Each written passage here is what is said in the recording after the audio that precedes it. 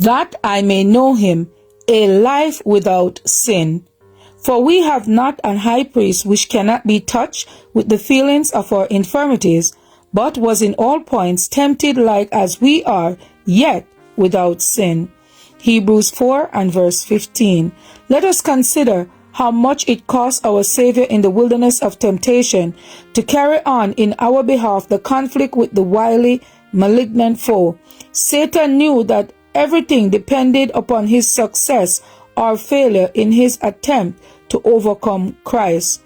With his manifold temptations, Satan knew that the plan of salvation would be carried out to its fulfillment, that his power would be taken away, that his destruction would be certain if Christ bore the test that Adam failed to endure. The temptations of Satan were most effective in degrading human nature, for man could not stand against their powerful influence.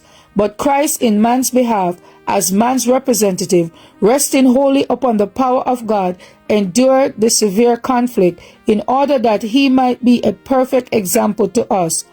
There is hope for man.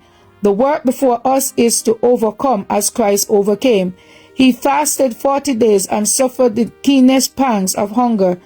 Christ suffered on our account, beyond our comprehension, and we should welcome trial and suffering on our own account for Christ's sake, that we may overcome as Christ also overcame and be exalted to the throne of our Redeemer. We have everything to gain in the conflict with our mighty foe, and we dare not for a moment yield to his temptations. We know that in our own strength it is not possible for us to succeed, but as Christ humbled himself and took upon himself our nature, he is acquainted with our necessities and has himself borne the heaviest temptation that man will have to bear, has conquered the enemy in resisting his suggestions, in order that man may learn how to be a conqueror.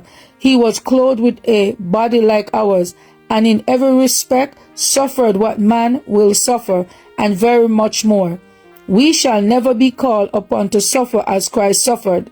For the sins not of one, but the sins of the whole world was laid upon Christ. He endured humiliation, reproach, suffering, and death, that we, by following his example, might inherit all things.